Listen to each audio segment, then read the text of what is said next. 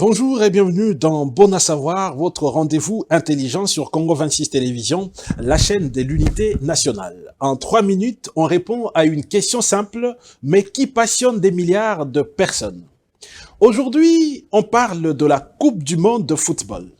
Cette prestigieuse compétition est l'événement sportif le plus suivi au monde, attirant environ 5 à 6 milliards de téléspectateurs. Mais son fondateur, peu de personnes en parlent. Alors, qui a créé la Coupe du monde? La réponse, c'est tout à l'heure dans votre rendez-vous intelligent Bon à savoir sur Congo 26 Télévision, la chaîne de l'unité nationale.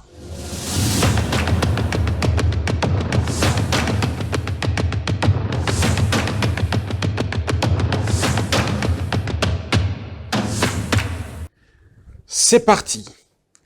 Avant 1930, si vous vouliez voir les meilleures nations de football s'affronter, il fallait attendre les Jeux olympiques.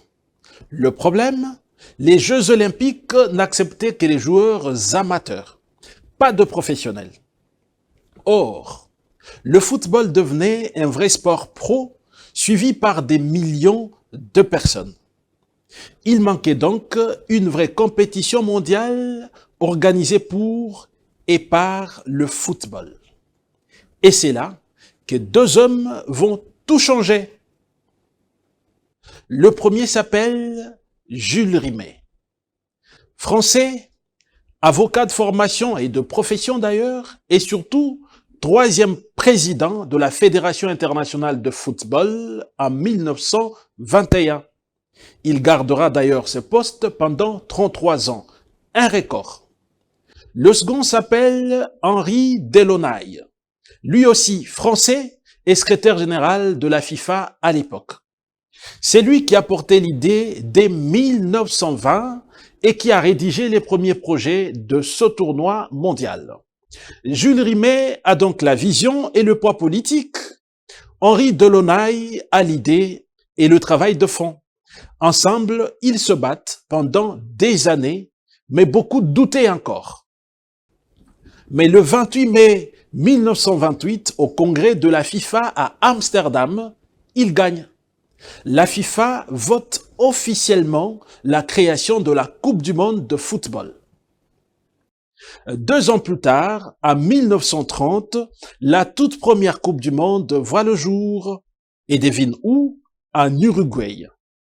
Le pays fêtait ses 100 ans d'indépendance et était double champion olympique.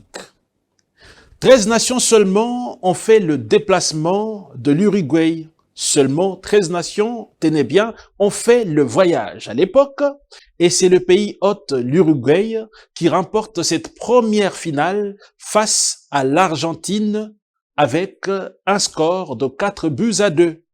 D'ailleurs, pour rendre hommage au père fondateur du tournoi, le trophée remis de 1930 à 1970 s'appelait la Coupe Jules Rimet.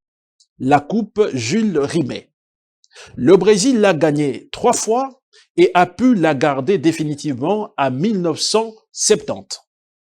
Depuis 1974, nous jouons le trophée actuel, la Coupe du monde de la FIFA. Alors, retenez bien, Jules Rimet est le père de la Coupe du monde et Henri Delaunay en est l'architecte. C'est grâce à ces deux hommes que nous avons le plus grand événement sportif de la planète.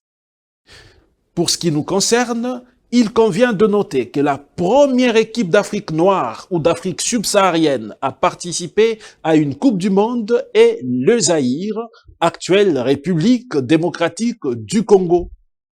Les Léopards ont disputé la phase finale de la compétition lors de l'édition organisée en 1974 en Allemagne de l'Ouest.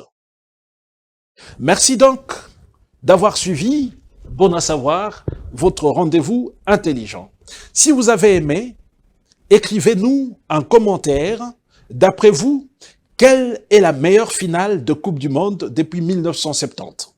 Quant à moi, je vous retrouve très prochainement avec un autre sujet. Au revoir.